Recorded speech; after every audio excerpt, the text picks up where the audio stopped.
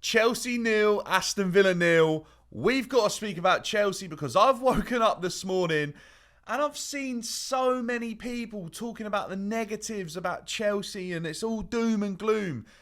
Look, I'm not the most optimistic person when it comes to Chelsea Football Club and the situation right now, but let's look at things with a little bit of a lighter perspective, shall we? Chelsea are currently 10 games at home unbeaten. That's unheard of in a long, long time at Chelsea Football Club. Stamford Bridge used to be a fortress. It's not been one recently. And all of a sudden, we're looking a little bit stronger at home and it's becoming a bit of a tougher place for teams to visit and try and get results from. And even score. That's quite a few clean sheets now we've racked up. I like what I'm seeing. And I like what I'm seeing defensively more than anything. Because I feel like that's where we're making some improvements that need to be spoke about. Time and time again, Chelsea are changing the squad.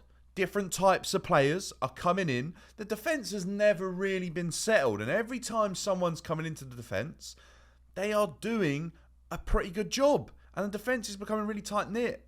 And if you haven't already and you're new to the channel, make sure to subscribe and like this video. And let me know who you think is Chelsea's best defender in the comments down below. But what I love is that whether or not Alfie comes in or Badashine's asked to play left back or Colwell's asked to play left back. He got injured obviously last night. Thiago Silva plays. Disasi plays left centre back or right back. No matter who's being asked to do what in a Chelsea defence, everyone's stepping up to the plate right now and we're getting a lot of clean sheets. And I would also say you can't not mention Caicedo in this one. He's been very, very good defensively recently. He's starting to win a lot of tackles. He's making the transitions happen a little bit faster now. He was very, very slow when he was sort of getting used to the team. He wasn't very confident. He's now moving the ball on a lot quicker. It's 1-2 touch passes, 5 yards to the creative, quicker, faster breaking players. That's what I want to see from him. I think that's where his game is very, very strong. So along with the defence, another player that we just can't not mention for how good he's been for the price that we bought him for is Petrovic. This guy has been an absolute revelation. I'm so shocked. I'm so surprised by how good he's been. I even went on record when he couldn't get a game, when there was a chance for Poch to play him, and said he must not be good enough because Poch wasn't picking him. Well, I think he's probably proved everyone wrong, apart from the scout who decided to sign him, because for the 14 million, I think it was, we look like we've got a real top shot stopper on our hands. I wouldn't go as far to say a real top goalkeeper, because I feel like there's a few things you need in your game now to make you a top goalie at the very top of the game. I think distribution would be one of them, and I think his distribution is questionable. I think he's very smart though in the fact he knows his limits, and that's what I like to see, because I think Sanchez isn't aware of his limits. He tries audacious passes that are so often unsuccessful and they never really work out, and we lose possession so many times, and we're hit on transition, we're hit on the break, and it just allows the other team back to the game when a goalkeeper has poor distribution sometimes. And that's what's been really good to see with Petrovic, is that if he thinks he can't make that pass, he isn't really trying it. Sometimes he will distribute with his arm, sometimes it's very simple, rolls it out to a defender who is more capable of playing and starting off an attack or some sort of build-up from the back. And that's the way we're obviously trying to play under Pochettino. I like it. There's limitations to his game. He's aware of them. His strengths are in other areas in terms of goalkeeping, and he's currently excelling at those. Very, very decent. What I might really do to convince myself that this guy is probably our number one is chuck him in my fantasy team, because he's looking really good and Chelsea are pulling clean sheets out of the bag. So yeah, well happy with what I'm seeing from Petrovic in terms of on the field and actually attitude as well. You never know with a goalkeeper when they come in what they're about. Can they concentrate? Are they a bit crazy? what are they going to be like? And Petrovic has been solid, professional. We've seen him step up in moments when he's needed, and his concentration is very, very high, very good. We saw last night Matty Cash break when Chelsea were on the ball, probably shouldn't have given it away where we did. Villa broke very, very quickly. Matty Cash chopped inside, had the defender on toast, and Petrovic stepped up with a world-class save and a couple of other good saves in there as well when he showed a very high level of alertness. So nothing bad to say about him. If he could work on his distribution and improve that side of the game, then goodness knows where his ceiling can be. But super impressed with him. I feel like things are starting to take shape just a little bit. Time and time again, we've said this so many times, is our attack is the obvious problem. And I think it is. We've got a lot of players in the midfield that are able to step up with goal contributions in terms of assists, in terms of goals themselves.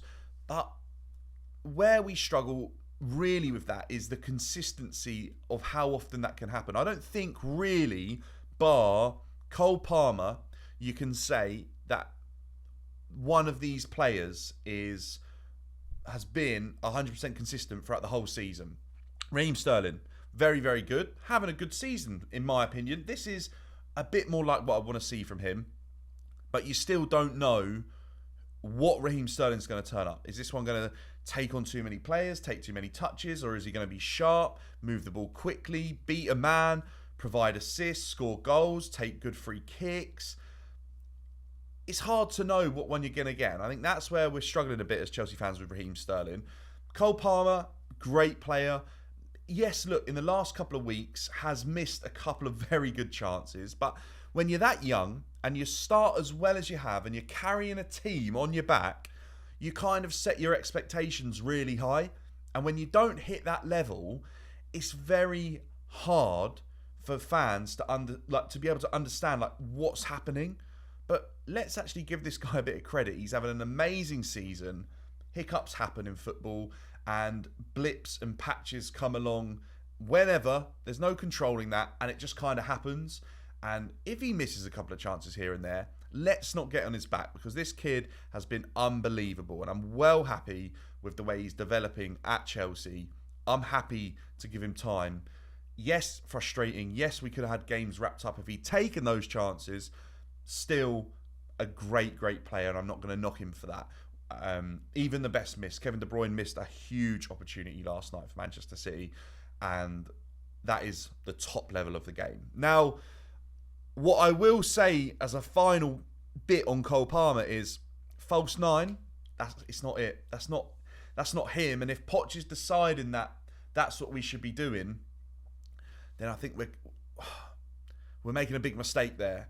False nine for me is always a bit questionable. You have to have so many good other players. You've got to have 9 other players outfield that are of exceptional quality and an elite understanding of each other's game for a false nine to work.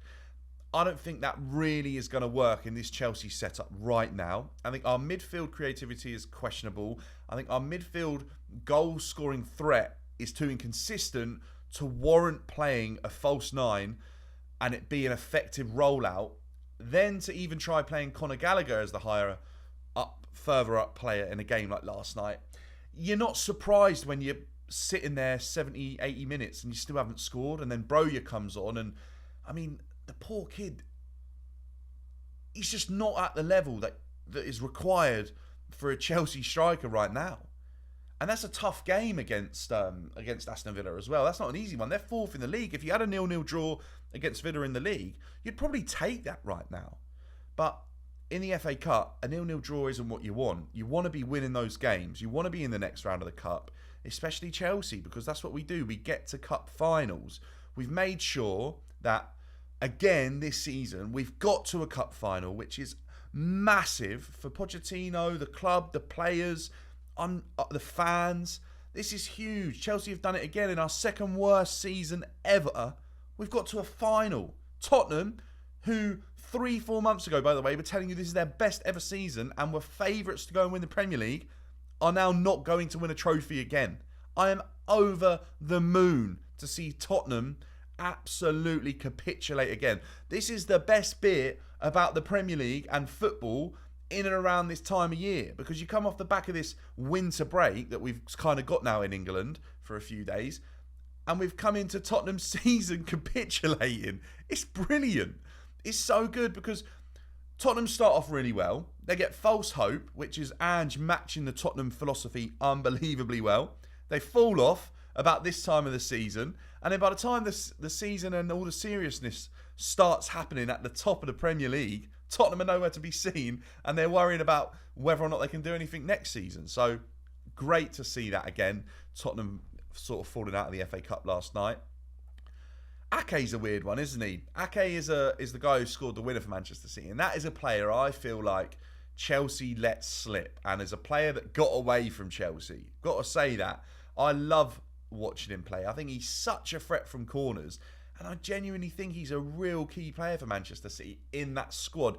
He's not the best defender, but every time he plays, you know what you're getting, and he's a top mentality type of guy. And I just think Chelsea let one slip, not bringing him back from Bournemouth those few years ago. But going back to Chelsea, it's same old really with the strikers. We're going to struggle there. We've got a tough game against Liverpool coming up in midweek. We'll have the same story. Unless Nkunku comes back sharp as anything and he's firing, I think it's just going to be the same. And I'm still not convinced that Nkunku is your out-and-out number 9. I'm still not. If he starts putting away the goals to convince me of that, then I'll believe it. But I think Nkunku's the type of guy that would do well with an out-and-out number 9, and they could link up and be creative together and benefit each other and strengthen the weaknesses in each other's games. And I think that's what Chelsea are really lacking. Look, there's rumours today that Osimhen is potentially done or has chosen Chelsea for the summer, but they're only rumours, and I'll believe it when I see him putting on a Chelsea shirt coming out at Stamford Bridge. That is what it will take for me to believe that we're going to be able to sign Osimhen in the summer. I believe January was our time to act with a player of that quality.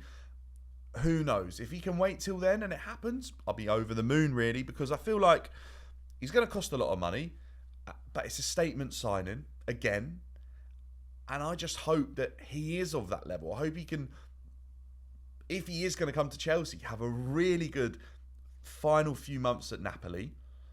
I don't know if Nigeria are still in the African Cup of Nations. I'll be honest, I haven't watched much. Have a really strong finish to the season, kind of come into next year ready for a new challenge, or next season, and hopefully that be in a Chelsea shirt, because I would be willing to wait this January without a striker if I knew we were getting him in the summer. The only thing is, what I feel is so important is that I don't think this Chelsea team are too far away from being back in and amongst the European race in the Premier League. And I just feel like if we went and got a striker who could put the ball in the back of the net right now for 6 months, we'd be there. And that's what concerns me a little bit with the fact that we're not acting. But that's something I want to touch on. I think I'm going to make another video about the quietness of this January transfer window, because this has been one of the worst January transfers windows ever. One of the quietest for sure, one of the least eventful, probably the lowest spend in a January transfer in such a long time. I think we're riding close to the mark on this FFP, and everyone's scared about point deductions and things like that. And I think we're just not going to push it. We're just not going to try our luck, because I think eyes are on Chelsea right now, and I don't think they want to try it too much, especially if it's not a certain and it's not going to work out. However, if we can make Benzema work, you'd do it in a heartbeat, wouldn't you? Especially if other clubs have said no to signing Benzema, you'd bring him in and kind of just show them what they've been missing. But all in all, I'm not too doom and gloom about that game last night. Yes, I wish we'd won. Of course I do. I always wish that. But 0-0 against Villa. In the league, you'd take that. Another clean sheet at home. Another game unbeaten at home. A replay that I think we're capable of going and getting something from, even though I think Villa are pretty strong at home.